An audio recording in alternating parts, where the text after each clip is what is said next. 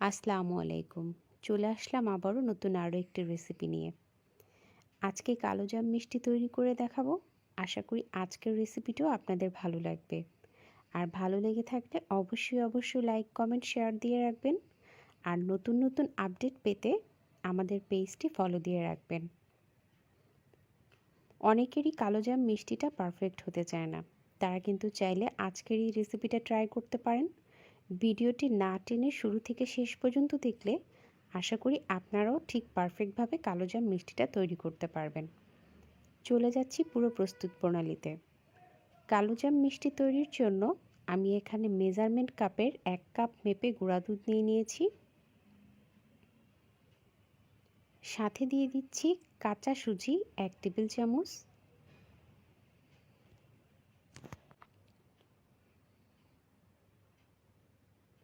এবার দিয়ে দিচ্ছি 1 টেবিল চামচ ময়দা, পুনরায় আরও 1 টেবিল চামচ ময়দা দিয়ে দিচ্ছি এখানে।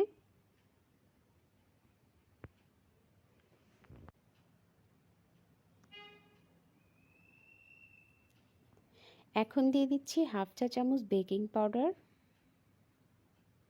সবগুলো উপকরণ দেওয়া হয়ে গেলে আমি হাত দিয়ে খুব ভালোভাবে এটাকে মিশিয়ে নিচ্ছি।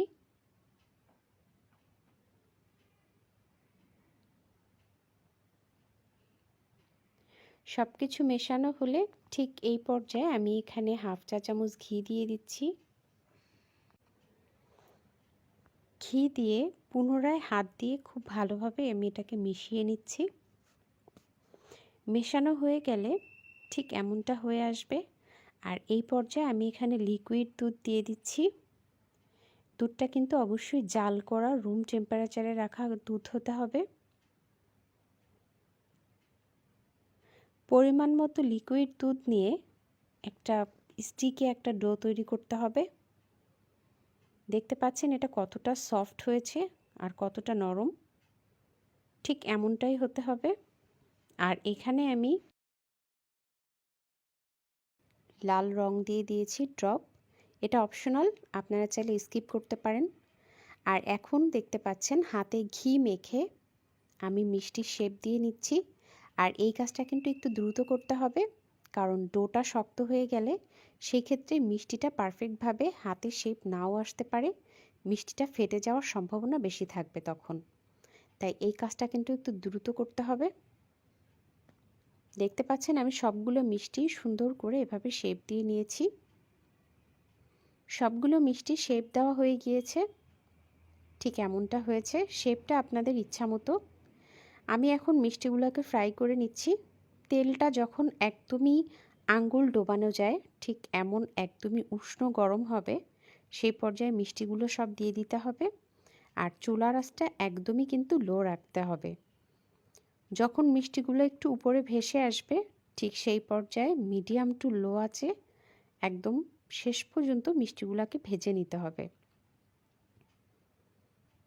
আমি এখানে একটু দেখানোর চেষ্টা করেছি, মিষ্টিগুলো দেখতে পাচ্ছেন একটু একটু করে সবগুলো মিষ্টি কিন্তু তেলের উপর ভেসে উঠছে। ঠিক এই পর্যায়ে কিন্তু চুলার আঁচটা একটু বাড়াতে হবে।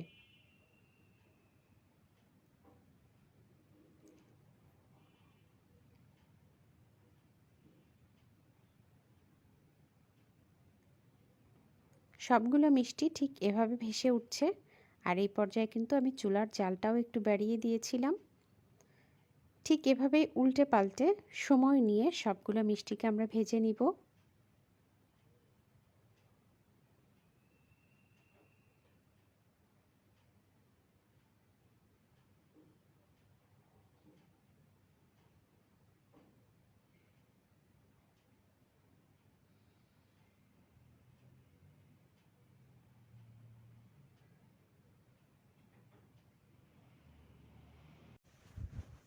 সবগুলো মিষ্টি ভাজা হয়ে আসলে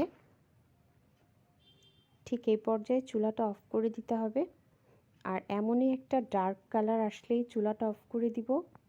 আর লাস্টের দিকে কিন্তু অনবরত নেড়ে মিষ্টিগুলোকে ভেজে নিতে হবে। চেষ্টা করবেন একটু সময় নিয়ে একদমই মিডিয়াম টু লো আছে মিষ্টিগুলোকে ভাজতে।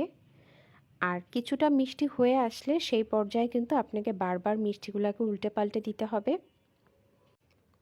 মিষ্টিগুলো হতে হতে আমি এখানে শিরার জন্য চিনি মেপে নিচ্ছি। আমি এখানে 1 কাপ এবং সাথে আরও হাফ কাপ পরিমাণ চিনি নিয়েছি। মোট 1.5 কাপ চিনি আমি এখানে মেপে নিয়েছি।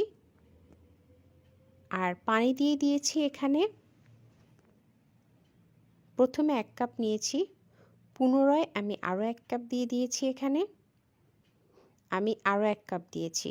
মোট চিনি যা হবে তার দ্বিগুণ পানি হবে। চিনির শিরা বসিয়ে দিয়ে আর এদিকে আমার মিষ্টিও কিন্তু হয়ে গিয়েছে, ওদিকে শিরার জালও হয়ে গিয়েছে। আমি এখানে অফ ক্যামেরাতেই শিরাতে 1/4 চা চামচ পরিমাণ এলাচ গুঁড়ো দিয়ে দিয়েছিলাম। এটা স্কিপ হয়ে গিয়েছে, আপনারা চাইলে এটা দিতেও পারেন, নাও পারেন। এখন ঠিক এই পর্যায়ে একদমই আঁচটা মিডিয়ামে রেখে মিষ্টিগুলোকে দিয়ে দিচ্ছি আর ঢেকে রান্না করছি 10 মিনিটের জন্য।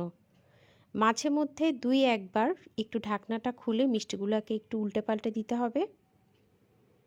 দেখতে পাচ্ছেন মিষ্টিগুলো কতটা রসে টয়টম্বুর হয়ে গিয়েছে এবং কালারটাও কিন্তু চেঞ্জ হয়ে গিয়েছে।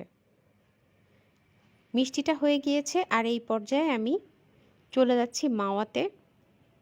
মাওয়ার জন্য আমি এখানে 1 কাপ পরিমাণ গুঁড়া দুধ নিয়েছি, সাথে দিয়েছি 1 টেবিল চামচ ঘি। দুটাকে খুব ভালোভাবে আমি একটু হাত দিয়ে মথে নিচ্ছি। আর এখানে পানি দিয়ে দিয়েছি হাফ চা চামচ। সবগুলো খুব দিয়ে ভালো করে হাত দিয়ে একটু মেখে নিচ্ছি। দেখতে পাচ্ছেন আমার মাওয়া তৈরি হয়ে গিয়েছে। মিষ্টিটাকে হওয়ার পর 2 ঘন্টার জন্য আমি রেস্টে দিয়েছিলাম। 2 ঘন্টা পর আমি শিরা থেকে তুলে নিয়েছি। আর এবার কিন্তু মিষ্টিগুলো আমি মাওয়াতে গড়িয়ে নিচ্ছি। আমি কিছু মিষ্টি এখানে মাওয়াতে গড়িয়ে নিয়েছি, দেখতে পাচ্ছেন। মাওয়াতে গড়ানোর পর মিষ্টিগুলো কিন্তু দেখতে আরও অনেক বেশি সুন্দর লাগছে। আর কিছু মিষ্টি আমি এখানে এমনিতেই সার্ভ করেছি। মিষ্টিটা কতটা লোভনীয় এবং রসে টইটুম্বুর আপনাদের ভালো লেগেছে। আর ভালো লেগে থাকলে কিন্তু অবশ্যই লাইক, কমেন্ট, শেয়ার করবেন এবং পরবর্তীতে কি রেসিপি দেখতে চান সেটাও কমেন্ট করে জানাবেন। ধন্যবাদ সবাইকে।